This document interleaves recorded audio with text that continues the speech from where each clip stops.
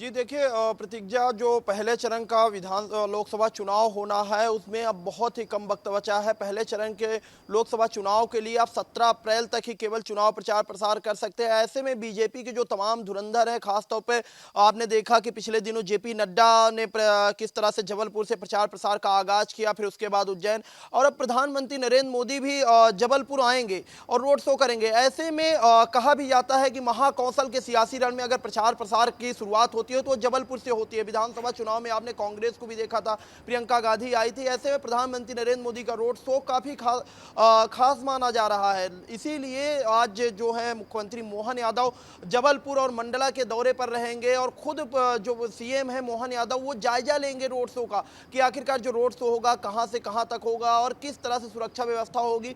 सारी चीजों का जायजा लेंगे क्योंकि प्रधानमंत्री नरेंद्र मोदी का जिस तरह से दौरा है वो कहीं ना कहीं काफी दिलचस्प है। आशीष दुबे जो कि जबलपुर से स्टार प्रचारक है, बीजेपी के जो दिग्गज नेता हैं वो सब तो आ ही रहे हैं, लेकिन साथ ही साथ यहाँ मुख्यमंत्री आज साहू समाज के कार्यक्रम में जाएंगे।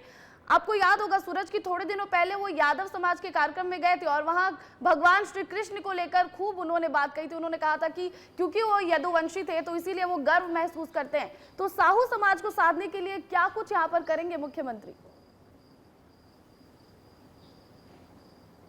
जी देखिए, प्रतिज्ञा जबलपुर से जब वो वापस आएंगे तो भोपाल में वो साहू समाज के जो लोग हैं उनसे ऑनलाइन मीटिंग करेंगे क्योंकि जो मुख्यमंत्री मोहन यादव वो चाहते हैं कि हर वर्ग को साध लिया जाए। एक तरफ जहां कांग्रेस अभी लगातार मंथन ही कर रही है, दूसरी तरफ बीजेपी के जो तमाम दिग्गज नेता हैं वो चुनावी मैदान में उतर आए हैं और मुख्यमंत्री मोहन यादव पिछले लगभग विधानसभा चुनाव खत्म हुआ है, उन्हें मुख्यमंत्री का पद मिला, उसके बाद से ही प्रचार प्रसार में जुट गए हैं। आपने देखा कि किस तरह से बिहार हो, हरियाणा हो, फिर यादव महाकुंभ यूपी हो, और वहां पर किस तरह से पोस्टर लगाए गए थे कि यादव चला मोहन के साथ। ऐसे में अब साहू समाज को भी कहीं ना कहीं बातचीत करेंगे और कोशिश करेंगे कि उस समाज का जो वोट बैंक है वो बीजेपी की तरफ आए। बीजेपी सभी समाज को और सभी वर्ग को साधने की कोशिश कर रही है, तो साथ ही साथ अब मध्य प्रदेश में दिग्गजों के दौरे शुरू हो गए हैं। तो आने वाले दिनों में क्या लगता है कौन से बड़े नेता और बड़े चेहरे जो है वो मध्य प्रदेश में आ सकते हैं? जी प्रतिज्ञा, पहले चरण में 6 जो लोकसभा सीटों पर चुनाव होना उसमें विंध्य की भी सीटें हैं, महाकौशल की। खास तौर पर जो सबसे ज्यादा हाई प्रोफाइल सीट है वो छिंदवाड़ा, और छिंदवाड़ा पे सबकी नजर है। ऐसे में चाहे कांग्रेस पार्टी के नेता हों चाहे भारतीय जनता पार्टी के नेता हों, क्योंकि 8 अप्रैल को राहुल गांधी भी शहडोल और मंडला के दौरे पर आ सकते हैं, उनका दौरा भी प्रस्तावित है। 7 अप्रैल को प्रधानमंत्री नरेंद्र मोदी जबलपुर में रोड शो करेंगे, जो कि पहली बार आशीष दुबे के भारतीय जनता पार्टी चुनाव लड़ रहे हैं उनके समर्थन में वोट मांगेंगे। वहीं 9 अप्रैल को भारतीय पारधी के समर्थन में, जो कि बालाघाट से चुनाव लड़ रही है, पहली बार चुनावी मैदान में, उनके समर्थन में जनसभा करेंगे। ऐसे में आने वाले समय में चाहे प्रधानमंत्री नरेंद्र मोदी हो, गृह मंत्री अमित शाह हो और खुद जेपी नड्डा का भी दौरा हो सकता है, क्योंकि पहले चरण की जो 6 लोकसभा सीटें वो काफी महत्वपूर्ण मानी जाती है। खासतौर पर बीजेपी के लिहाज से अगर देखा जाए तो छिंदवाड़ा को छोड़ दें तो 5 सीटों पर बीजेपी का ही कब्जा है। चाहे शहडोल हो, शहडोल से हिमाद्री सिंह प्रत्याशी है, वो कभी कांग्रेस में रहा करती थी, कांग्रेस से भारतीय जनता पार्टी में आई। चाहे बालाघाट हो या जबलपुर, जबलपुर तो 1996 से भारतीय जनता पार्टी के कब्जे में है, यानी भारतीय जनता पार्टी के बीजेपी कहीं ना कहीं बहुत ज्यादा तैयारियों में लगी हुई दिख रही है और साथ ही साथ कई कांग्रेस के दिग्गज नेता जो है वो बीजेपी में शामिल भी हो रहे हैं। ये दल बदल का सिलसिला कब तक चलता रहता है और कहां जाकर थमता है, इस पर भी नजरें सबकी बनी रहेंगी। फिलहाल बहुत बहुत शुक्रिया सूरज तमाम जानकारी के लिए। और मुख्यमंत्री विष्णुदेव साय राजधानी यानी रायपुर के कार्यक्रमों में शामिल होंगे। 10:30 बजे जैनम मानस भवन पहुंचेंगे मुख्यमंत्री विष्णुदेव साय और जनजाति सुरक्षा मंच के राष्ट्रीय कार्यशाला में शामिल होंगे। 3:30 बजे राजधानी के कर्म धाम में आयोजित कार्यक्रम में शिरकत करेंगे और मां कर्मा जयंती महोत्सव में सीएम शामिल होने जा रहे हैं। 4:30 बजे मुख्यमंत्री अपने निवास लौट आएंगे। तो ये बड़ी खबर आपको बता दें, छत्तीसगढ़ के मुख्यमंत्री विष्णुदेव साय आज राजधानी के कई कार्यक्रमों में शामिल होंगे। 10:30 बजे वो सबसे पहले जैनम मानस भवन पहुंचेंगे, जनजाति सुरक्षा मंच के राष्ट्रीय कार्यशाला में यहाँ पर वो शिरकत करेंगे। तो 3:30 बजे कर्मा धाम में आयोजित कार्यक्रम में वो शिरकत करेंगे और मां कर्मा जयंती महोत्सव में शामिल होंगे वहां पर, और 4:30 बजे वो वापस मुख्यमंत्री निवास लौट आएंगे।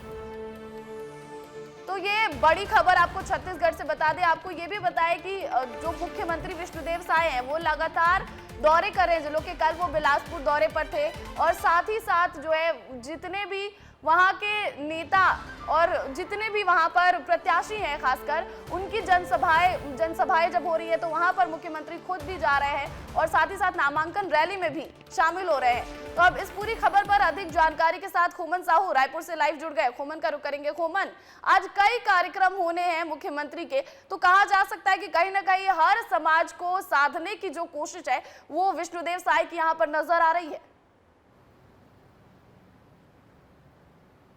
देखिए, निश्चित तौर पर प्रतिज्ञा अलग अलग समाज, अलग अलग वर्ग के लोगों को साधने का प्रयास छत्तीसगढ़ सरकार कर रही है, क्योंकि छत्तीसगढ़ सरकार को मोदी के झोली में छत्तीसगढ़ की 11 लोकसभा सीट को जो है वो देना है। यही कारण है कि अलग अलग वर्ग के, अलग अलग समाज के लोगों से लगातार मुख्यमंत्री विष्णुदेव साय मिल रहे हैं। आदिवासी समाज को तो साध ही रहे हैं, इसके अलावा साहू समाज को, यादव समाज को, सतनामी समाज को साधने का प्रयास कर रहे हैं। आज के अगर कार्यक्रम की बात की जाए प्रतिज्ञा, तो करीब 10:30 बजे जैनम मानस भवन पहुंचेंगे। जनजाति सुरक्षा मंच के कार्यक्रम में राष्ट्रीय कार्यशाला है, उनके कार्यक्रम में वो शामिल होंगे। इसके अलावा अगर बात की जाए तो दोपहर करीब 3:30 बजे साहू समाज के कर्म जयंती की कार्यक्रम में वो शामिल होंगे। साहू समाज की अगर बात की जाए प्रतिज्ञा, तो लगभग 30 लाख से अधिक साहू समाज की छत्तीसगढ़ में जनसंख्या है।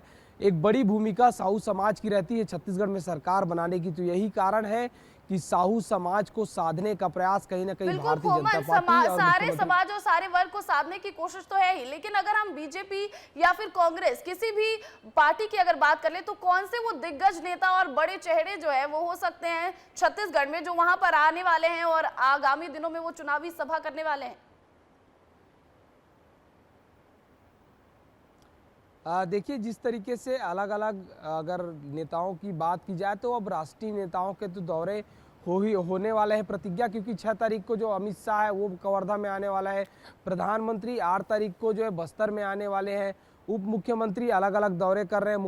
उप मुख्यमंत्री अरुण साव की बात की जाए प्रतिज्ञा, तो वो आज 4 जिलों के दौरे पर रहने वाले हैं। लगातार मैराथन दौरा जो है वो नेताओं के बन रहे हैं। अलग अलग जगहों पर अलग अलग समाज से मिल रहे हैं, लोगों से मिल रहे हैं, कार्यकर्ताओं से मिल रहे हैं, जनसभा को संबोधित कर रहे हैं। बिल्कुल खोमन, आप जो ये बता रहे हैं कि जो अभी नेताओं के दौरे हैं वो मैराथन दौर की तरह होने वाले हैं, लेकिन सबकी नजरें मुझे लगता है सबसे ज्यादा जब प्रधानमंत्री मोदी बस्तर जाएंगे 8 अप्रैल को, उस पर टिकी होगी और वहां वो क्या कुछ कहने वाले हैं इस पर भी सबकी नजरें होंगे। फिलहाल बहुत बहुत शुक्रिया खोमन तमाम जानकारी के लिए।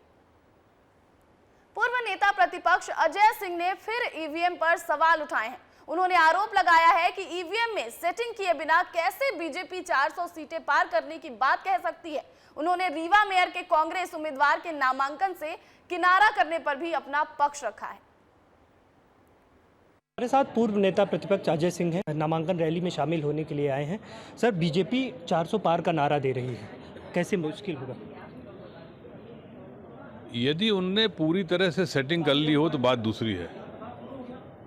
यदि मशीन के आधार पर वो नारा दे रहे हैं तो अलग बात है, लेकिन जनता के बीच में इस तरह का नहीं है माहौल कि 300 पर पार हो, 250 भी पार हो। पर अब थोक के भाव में मशीन खरीद ली हो तो भगवान भरोसे भैया। सतना में सर आपके तमाम समर्थक कांग्रेस छोड़ बीजेपी में शामिल हो रहे हैं, क्या वो अब इस बार बीजेपी के साथ पूरी तरह रहेंगे? मेरे तमाम समर्थक में से 2-3 लोग गए हैं।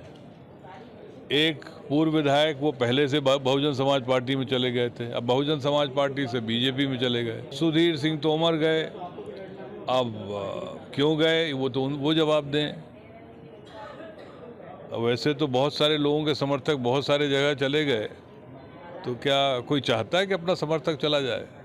लेकिन वहाँ इज्जत मिलेगी कि नहीं मिलेगी चुनाव के बाद, ये सवाल है। तो ये पूरी तरह बीजेपी का इस बार साथ देंगे वो? अब ये उसका उत्तर वो जाने।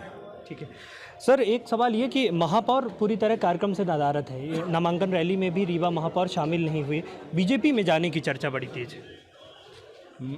मैंने तो जो सुना है कि कोई व्यक्तिगत कारण से वो आज नहीं आए। वो 2 दिन पहले हमने मीटिंग ली थी रीवई में, सुखेन बन्ना जी के निवास पर, वहाँ पर थे वो। तो ये थे हमारे साथ पूर्व नेता प्रतिपक्ष अजय सिंह। स्पष्ट तौर पर कहा कि बीजेपी किस तरह 300 पार भी निकल पाएगी ये बता पाना मुश्किल।